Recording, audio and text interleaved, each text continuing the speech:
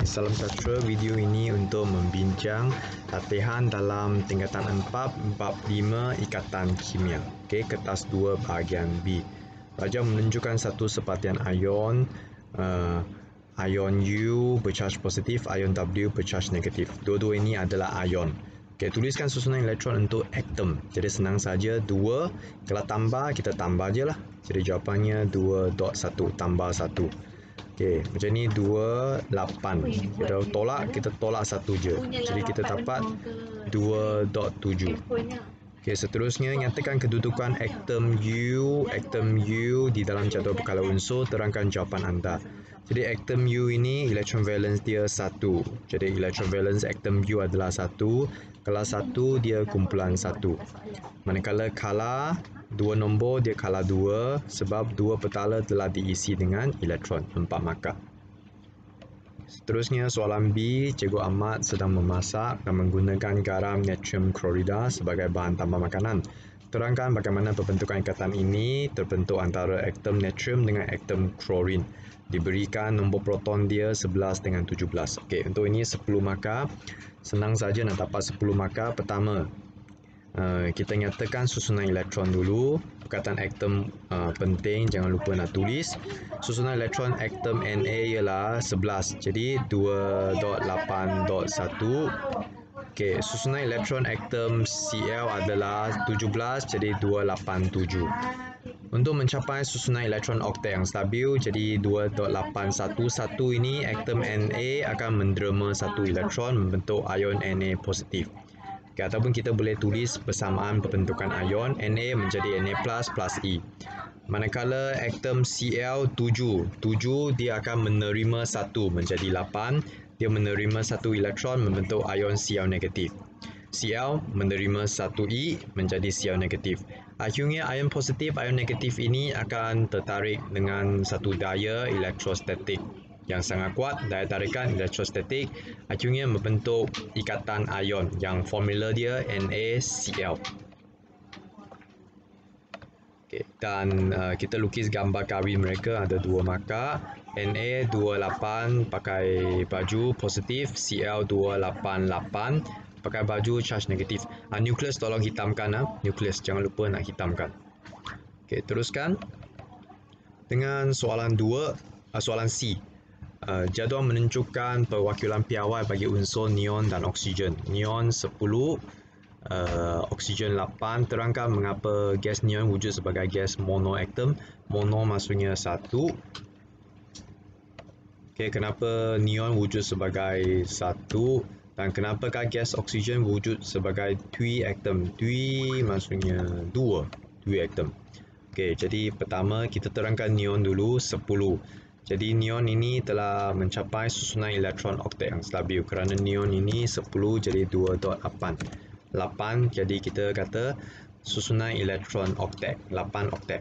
Jadi atom neon tidak menderma, menerima dan berkongsi elektron dengan atom yang lain. Okey, sampai sini selesai untuk atom neon. Okey, untuk atom oksigen, kalau kita tulis formula, kita mesti letak O2 kerana dia twi-atom. Kenapa? Sebab jawapannya atom oksigen, kita tahu oksigen dia 8, 2.6. Atom oksigen 6. Dia memerlukan 2 lagi baru jadi 8. Memerlukan 2 elektron untuk mencapai susunan elektron oktet. Okey, jadi setiap atom oksigen dia akan menyumbangkan 2 elektron. Ingat kata kunci dia memerlukan 2. Menyumbang 2. Ini untuk separtian kovalen mesti ada 2 perkataan ini. Atom oksigen 6 kan? Dia memerlukan 2 dan dia akan menyumbang 2 elektron untuk perkongsian. Akhirnya 2 atom oksigen akan berkongsi 2 pasang elektron untuk membentuk ikatan ganda 2. Okey, dia ikatan ganda 2 sebab di sini cuba tengok ada berapa elektron? 1, 2, 3, 4. Ada 4 jadi membentuk 2 pasangan. 2 pasang elektron. Jadi kita kata ikatan ganda 2. Lukis gambar dapat 1 markah. Gambar ini nukleus tolong hitamkan. Minta maaf. Okey, seterusnya D. Rambut. Okey, ini rambut, ini bukan rambut saya. Rambut yang basah telah melekat sesama sendiri. terangkan fenomena ini berdasarkan pembentukan ikatan hidrogen. Okey, jadi setiap kali kita cuci rambut bukan? Jadi rambut yang basah dia akan melekat sesama sendiri. Apa sebab? Okey, ada 5 markah. Pertama, kita kena tahu bahawa dalam rambut ada molekul protein. Rambut kita ada molekul protein. Jadi dia akan membentuk ikatan hidrogen antara satu sama lain. Dan apabila rambut menjadi basah, okey basah, dia kena apa? Kena air bukan? Okey, kena H2O ah. Okey, jadi molekul protein dalam struktur rambut ini dia tidak lagi membentuk ikatan hidrogen antara satu sama lain. Tapi molekul protein ini dari rambut dia akan membentuk ikatan hidrogen dengan molekul air. Okey, jadi kita terangkan apa maksud ikatan hidrogen. Satu, daya tarikan akan terhasil antara atom oksigen di dalam molekul protein dengan atom hidrogen daripada molekul air dan akhirnya membentuk ikatan hidrogen. Okey. Jadi akhirnya molekul air akan membentuk ikatan hidrogen. Okey. Okey, ini tak payah. Molekul air akan membentuk ikatan hidrogen dengan molekul protein rambut yang lain menyebabkan rambut akan melekat sesama sendiri. Okey, untuk penerangan mungkin guna gambar untuk terangkan lebih senang, boleh rujuk buku nota cikgu. Saya telah letak gambar. Okey, seterusnya soalan 2. Okey. Raja menunjukkan satu sepatian kovalen. Okey, tuliskan susunan elektron bagi atom dengan atom untuk unsur P dan unsur Q dan terangkan kedudukan unsur Q dalam jadual berkala. Okey, Q cuba tengok X. Q susunan elektron dia 2, 1, 2, 3, 4, 5, 6, 6, 2, 6. Itu saja Q. P senang saja 1, 1. Itu saja. Terangkan kedudukan Q. Q terangkan 2.6. Jadi 6 maka dia kumpulan 16. 2 nombor jadi dia kalah 2. Okey, selesai. Seterusnya soalan B. Okey. Jadual menunjukkan susunan elektron bagi unsur karbon dengan oksigen. Karbon oksigen. Jadi yang ini bukan logam membentuk sepatian kovalen. Okey, terangkan pembentukan sepatian ini. Okey, sekali lagi kadang-kadang 10 markah, yang ini saya bagi 6 markah saja, tak apa. Pertama, terangkan susunan elektron, tak ada markah sebab sudah diberitahu susunan elektron.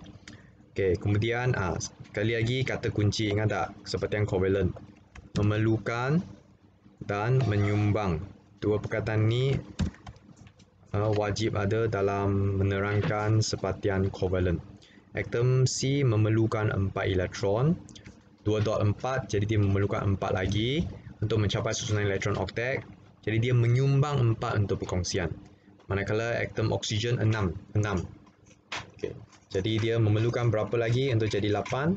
2 lagi. Dia memerlukan 2 elektron untuk mencapai susunan elektron oktet. Jadi dia akan menyumbang 2 elektron untuk perkongsian. Okay, lepas itu lukis gambar dia. Dia dapat CO2. Jadi ini gambar dia, C1, kemudian O kiri kanan. Okay. Dan saya pernah buat video untuk terangkan bagaimana lukis gambar ini. Murid boleh rujuk baliklah video yang lama saya, okay, untuk melukis gambar CO2.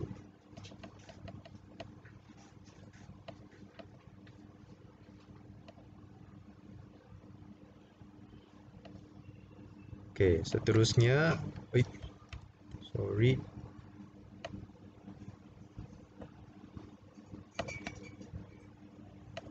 Okey, soalan C, air wujud sebagai cecair manakala hidrogen klorida wujud sebagai gas dalam suhu bilik.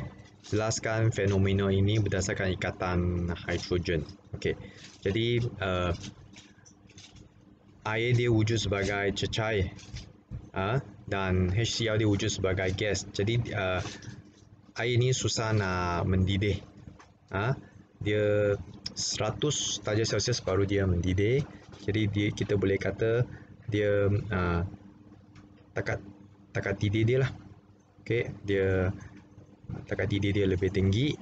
Okey, jadi kita tengok jawapannya. Okey, kerana air, okey, pembentukan ikatan hidrogen antara molekul air. Jadi ikatan hidrogen adalah satu daya tarikan antara atom hidrogen yang terikat dengan atom oksigen yang tinggi keelektronegatifannya dengan atom oksigen di dalam molekul air yang lain. Okey, maka ikatan hidrogen ini mempunyai daya tarikan yang kuat, maka lebih banyak tenaga haba diperlukan untuk mengatasinya. Jadi dia mempunyai takat didih yang lebih tinggi. Manakala hidrogen klorida, dia tidak membentuk ikatan hidrogen antara molekul. Jadi sedikit tenaga haba diperlukan saja untuk mengatasi daya tarikan antara molekul itu. Okey. Soalan D. Bersama ion berikut menunjukkan pembentukan ikatan tentatif di dalam ion hidrosodium. H2O campur dengan ion hidrogen menjadi H3O positif ion hidrosodium. Terangkan pembentukan ikatan tentatif di dalam ion hidrosodium. Okey, jadi kita terangkan dalam molekul air, okey, H2O, atom oksigen telah mencapai susunan elektron oktet dan atom hidrogen juga telah mencapai susunan elektron tuplet yang stabil. Okey. Jadi atom hidrogen ini dia langsung tidak mempunyai elektron di dalam petala dia. Dia langsung tiada elektron. Maka pasangan elektron bebas yang tidak terlibat dalam ikatan kovalen dari molekul H2O akan berkongsi dengan ion hidrogen dan membentuk ikatan tentatif. Akhirnya dia tak ada elektron. Dia ada pasangan elektron yang lebih. Dia akan kongsi dengan ion hidrogen. Akhirnya membentuk ion hidrosodium. Dalam ion hidrosodium ini ataupun dalam ion H3O positif ini, semua atom telah mencapai stabil. Iaitu atom oksigen telah mencapai susunan elektron oktet. Okey, dan juga semua atom hidrogen di sini telah mencapai susunan elektron tuplet yang stabil. Okey, kedua, atom boron dalam BF3 belum mencapai susunan elektron oktet. Okey, kerana mempunyai 6 elektron valen saja. Bolehkah atom boron membentuk ikatan tentatif dengan atom nitrogen di dalam separtian amonia NH3? Jawapannya boleh. Kerana NH3 dia mempunyai pasangan elektron yang berlebihan yang boleh dikongsi dengan atom boron. Okey.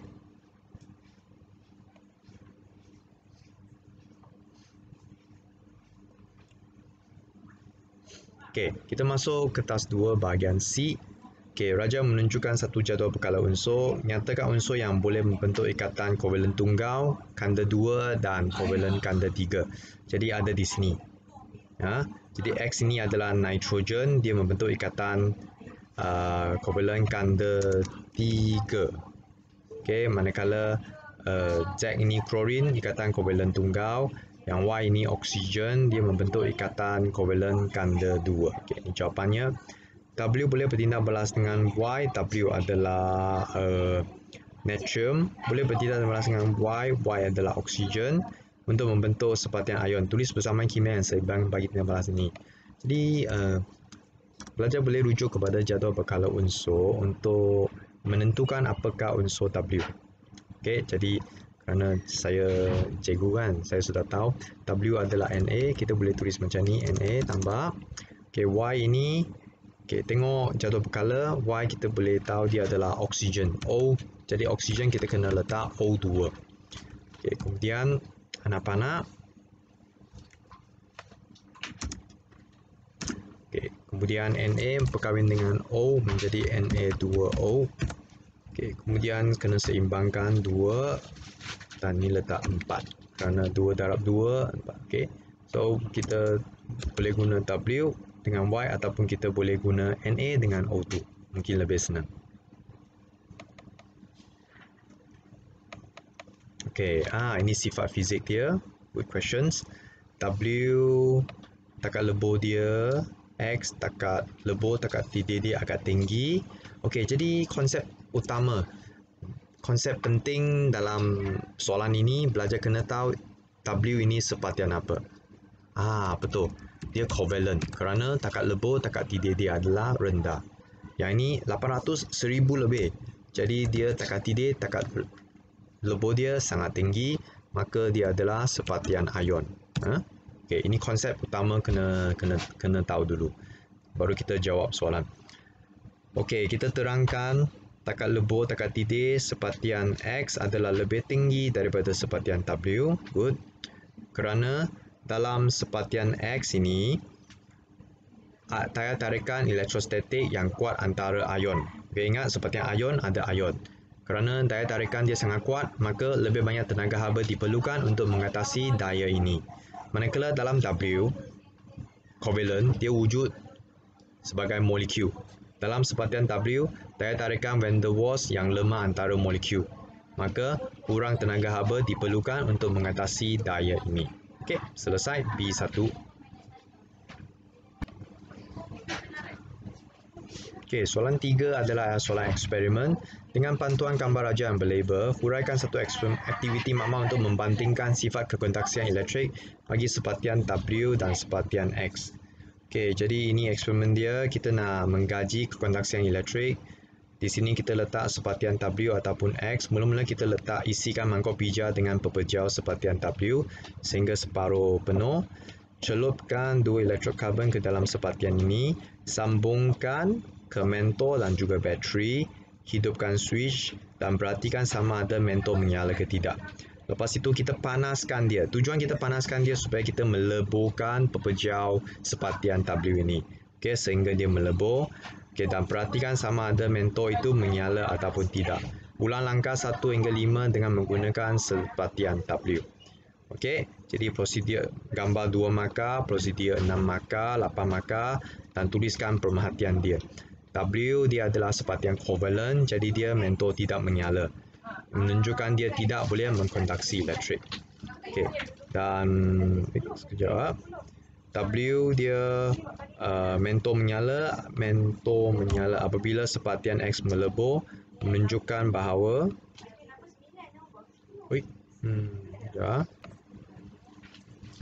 X mentor dia menyala apabila sepatian X melebur. Okey, kerana X adalah sepatian ion, dia boleh mengkondaksi elektrik dalam keadaan leburan. Okey, so selesai 10 markah. Okey, soalan last, soalan 2. Sekali lagi kita nak bandingkan bahan A dengan bahan Q dengan bahan A. Okey, konsep utama kena tahu. Okey, sebelum pemanasan dia emitter tidak ada bacaan. Semasa pemanasan maksudnya dia sudah melebur, dia ada bacaan. Ada bacaan menunjukkan dia boleh mengkondaksi elektrik. Jadi ini sepatian apa yang boleh mengkondaksi elektrik? Betul, ini sepatian ion. Okey, jadi ini tak kira dia belum panas ataupun sudah panas, tetap bacaan masih kosong. Ini menunjukkan dia tidak boleh mengkondaksi elektrik. Jadi dia adalah sepatian covalent. Sepatian covalent.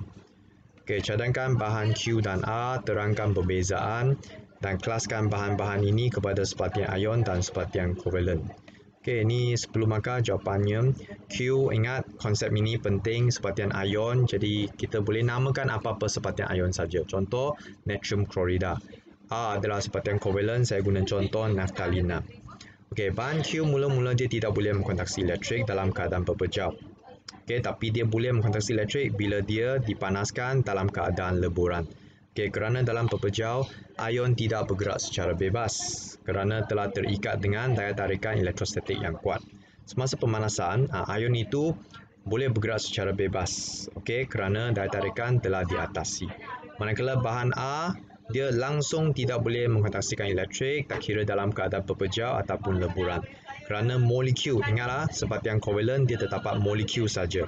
Molekul dalam sepatian A itu bersifat neutral dan dia tidak membawa sebarang charge. Jadi dia tak ada ion, dia ada molekul saja, jadi dia tidak membawa charge. Okey, jadi cadangan bahan Q adalah sepatian ion dan bahan A adalah sepatian covalent. Okey. Baik, last sekali. Okay, ini soalan kebat sikit. DNA, okay, ini soalan kebat lah. Adalah organisme merupakan makro molekul kompleks yang menyimpan genetik. Okay, soalan boleh baca sendiri. Dan DNA ini sebenarnya dia membentuk ikatan hidrogen. Okay, 6 markah. Okay, ini markah dia. Okay. Dia membentuk ikatan hidrogen kerana pertama dia adalah sepatian kovalen yang mempunyai atom hidrogen yang terikat dengan atom nitrogen. Nampak tak? Nampak? Dia ada hidrogen, dia terikat dengan nitrogen. H dengan N dengan H. Nampak? N dengan H. NOF, ingat tak? NOF. Bila H terikat dengan NOF, dia akan membentuk ikatan hidrogen. Jadi atom nitrogen ini bersaiz kecil dan mempunyai keelektronegatifan yang tinggi. Okey. Jadi lepas itu daya tarikan akan terhasil di antara atom hidrogen ini dengan atom oksigen dari polinukleotida yang lain.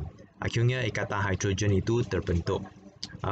Kerana bilangan atom hidrogen dan atom oksigen dalam DNA ini tinggi mengakibatkan pembentukan ikatan hidrogen yang banyak di antara kedua-dua polinukleotida.